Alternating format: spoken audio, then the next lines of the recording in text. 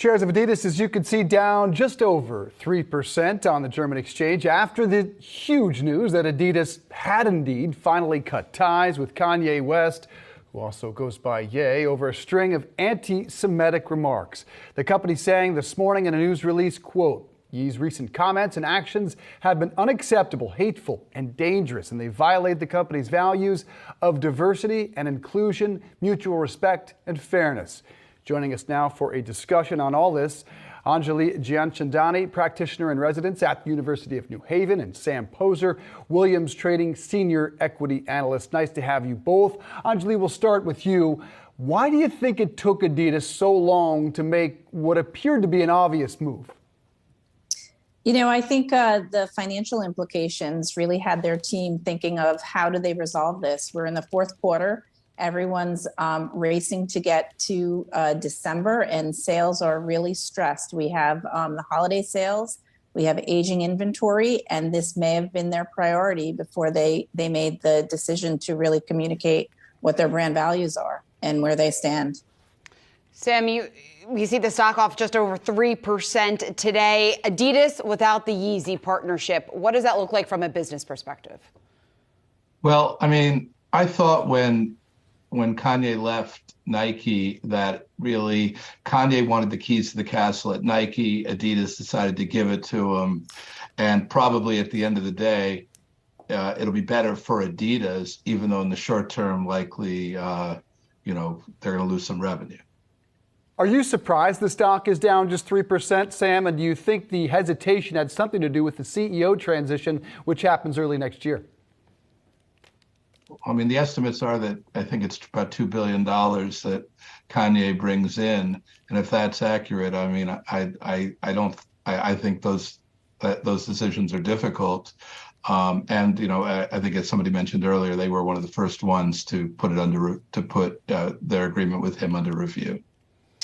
Angeli, messaging or reputation, let's start there, means everything to a brand. When you take a look at what that messaging then should be from Adidas at this point, since it did take them so long to respond, what are the next steps that they need to take in order to win back maybe some of the customers who don't necessarily trust them right now? Well, that's what it's all about, is they've really broken trust with their customers, and now they're really going to have to repair that.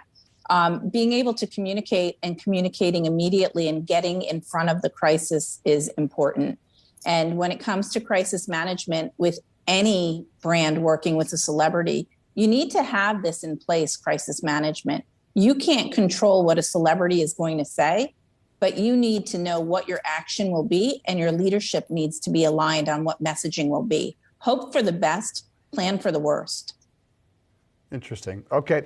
Sam, I want to ask you about another statement that was part of Adidas' announcement, and it said, it was interesting, that leads you to wonder what's coming. Adidas is the sole owner of all design rights to existing products as well as previous and new colorways under the partnership. We may not know more until November 9th when they report. Does that lead you to believe Adidas may try to keep this brand alive under some different name, and is there a legal challenge ahead? Starting with the last question, I don't know. Yeah. There already are, if you look at the website, some interpretations of some of the Kanye product under the Adidas logo, and I believe that may have been one of the reasons why Kanye was potentially trying to sever that relationship prior to today's announcement anyway. These agreements that were made, and the one with Nike and so on, the designs belong to the company, not to Kanye. So, what they're going to do and how that'll be received, I think are to be determined.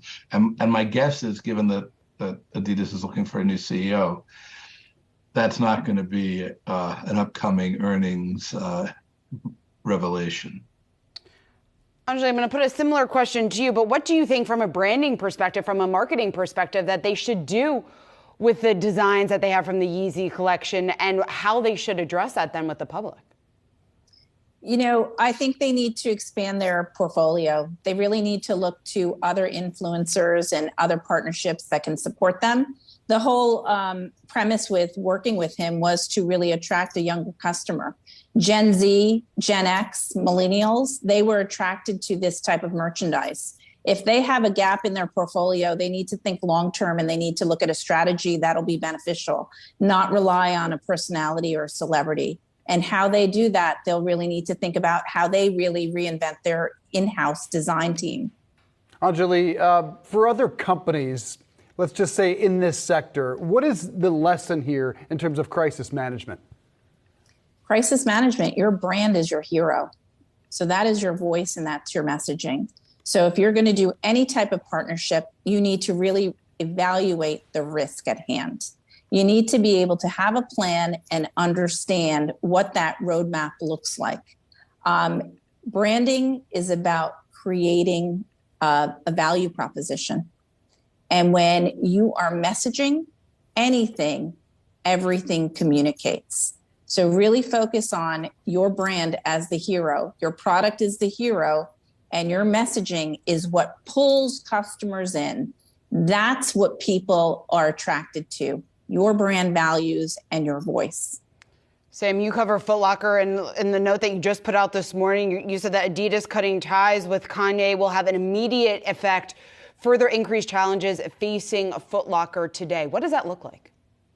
Well, I mean, so Nike, we believe that Nike has reduced their allocations to Foot Locker. We think it's in the $800 million to $1 billion in cost, and they also plan to expand their business with Adidas over the next few years to about $2 billion. The only sort of instant sellout, rapid sellout category of shoes they had from Adidas was Kanye. So that's a lot of business gone right away. And from what we understand, other parts of Adidas aren't doing quite as well. And as I wrote in the note,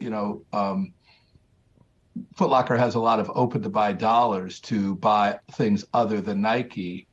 The question was, and probably is more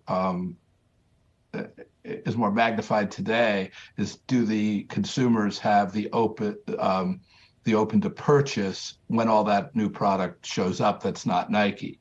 And that, given what happened with Kanye today, that just got a lot worse for Foot Locker.